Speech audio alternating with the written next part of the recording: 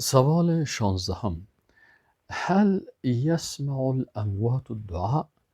آیا مردگان دعا را میشنوند؟ یعنی کسایی که فوت کردن، آیا اگر کسی بر از اونا دست دعا را بلند بکنه و از اونا چیزی را طلب بکنه، آیا اونا میشنوند دعای از این دعا کننده را؟ جواب: الاموات لا یسمعون الدعاء. مردگان دعا را نمیشنوند. الدلیل من القرآن، دلیل از قرآن عظیم الشان، الله متعال میگه که انک لا تسمع الموتى. ای رسول الله صلی الله علیه و سلم، یقینا که تو مردگان را شنوانده نمیتوانی. و دلیل از سنت رسول الله صلی الله علیه و سلم است که قال صلی الله علیه و سلم، در حدیثی که امام نسائی رحمه الله روایت کردن، رسول الله صلی الله علیه و سلم میفرمایند که این لله ملائکة سیاحین فی الارض. یقینا که برای الله ملائکه های هستند که سیاحین فی الارض، در زمین سیاحت و گردش میکنند. یبلغونی من امت السلام، که اونا بر من میرسانند از امت ما سلامشان را. یعنی وقت یکی از امت رسول الله صلی الله علیه و سلم بر رسول الله صلی الله علیه و سلم سلام میفرسته، اینجا ملائکه بر رسول الله صلی الله علیه و سلم سلامشان میرسانه.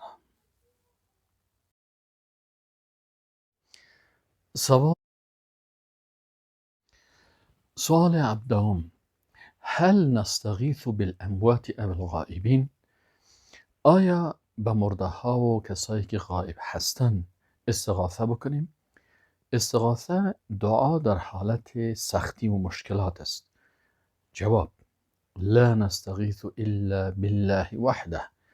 استغاثه نمی کنیم، یعنی در حالت سختی دست دعا بلند نمی کنیم مگر بالله وحده، به الله سبحانه و تعالی به یگانگیش. یعنی فقط دست دعا را در حالت سختی ها به الله متعال بلند می کنیم. الدلیل من القرآن، دلیلش از قرآن عظیم الشان، الله متعال میگه اذ تستغیثون ربکم فاستجاب لکم.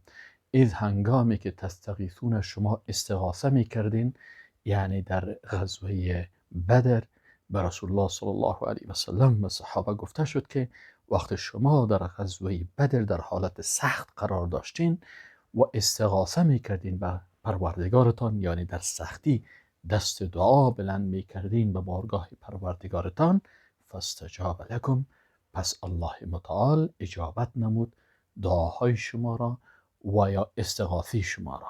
پس اینجا سنت رسول الله صلی الله علیه و سلم و روش رسول الله صلی الله علیه و سلم این بود که خودشان به بارگاه الله متعال استغاثه میکردند. الدلیل من السنه، و دلیل از سنت رسول الله صلی الله علیه و سلم این است که كان رسول الله صلی الله علیه و سلم اذا نزل به هم او غم قال. میگه رسول الله صلی الله علیه و سلم عادتش این بود که وقتی برش کدام سختی و مشکل و چیز پیدا میشد میگفت که یا حی یا قیوم، یا خالقی که تو زنده حقیقی هستی، یا قیوم ای ذاتی که تو کنترل میکنی تمام کائنات را و ترتیب و تنظیمشان میکنی، به رحمتی که استغیث، به رحمت تو استغاثه میکنم، یعنی دست دعا و بارگاه تو در سختی بلند میکنم تا مشکل مرا حل کنی. سوال 18: هل تجوز الاستعانة بغیر الله؟ آیا استعانت بغیر از الله سبحانه و تعالی به مخلوق اجازه هست یا جایز هست؟ جواب: لا تجوز الاستعانة الا بالله. استعانه جایز نیست مگر از الله متعال سبحانه و تعالی. الدلیل من القرآن، دلیل از قرآن عظیم الشان آیت شریف است که الله متعال بر بنده های خود تعلیم میده که بگویند ایاک نعبد، یا الله خاص تو را عبادت میکنیم، و ایاک نستعین، و یا الله فقط از تو استعانت و مدد و کمک میخواهیم. و دلیل از سنت قال رسول الله صلی الله علیه و سلم، رسول الله صلی الله علیه و سلم فرمودند اذا سألت فاسأل الله، وقتی که سوال کردی طلب کردی فاسأل الله، پس از الله طلب و از الله سوال نما. و اذا استعنت، و وقتی که استعانت خواستی، کمک و مدد خواستی، فاستعن بالله، پس از الله متعال استعانت، کمک و مدد بخواه. سؤال 19: هل نستعین بالاحیاء الحاضرین؟ آیا به زنده هایی که حاضر هستند از اینا کمک بخواهیم؟ جواب نعم، بله. فیما یقدرون علیه، در آن چیزی که قدرت دارند و جایز است از اونا استعانت و کمک میخواهیم از کسایی که حاضر هستند و زنده هستند. الدلیل من القرآن، دلیل از قرآن عظیم شان چی هست؟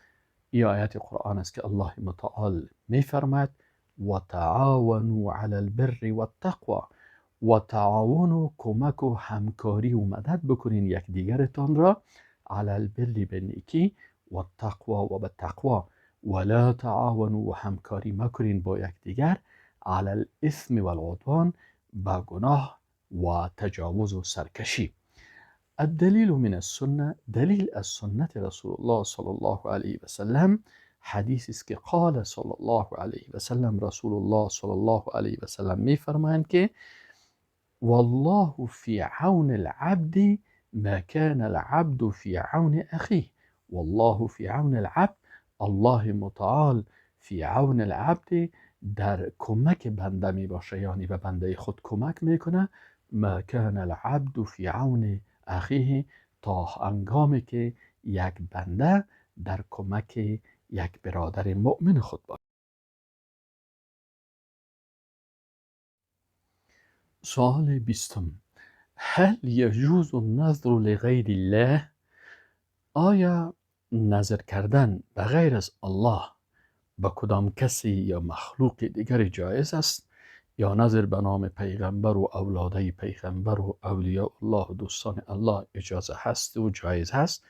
جواب: لا یجوز النذر الا لله وحده، نظر جایز نیست مگر خاص برای الله به یگانگیش، چرا نظر عبادت است و عبادت خاص برای الله متعال میشه. الدلیل من القرآن، دلیل از قرآن عظیم شان، الله متعال سبحانه و تعالی میگه که مادر مریم به الله این قسم دعا کرد که ربی، ای پروردگار من، انی نذرت لک، یقینا که من نظر کردم، لک خاص برای تو، ما فی بطن، آنچه در بطن ما هست، محررا مخلصانه و خالصانه، فتقبل منی، پس ای پروردگار من این نظر مرا از من قبول نما. و دلیل از سنت، قال صلی الله علیه و سلم، رسول الله صلی الله علیه و سلم می فرمایند من نظر ان یطیع الله فلیطعه، هر کسی که نظر بکنه به ای که الله را اطاعت بکنه، فلیطعه، پس الله را اطاعت بکنه و نظر خود انجام بده.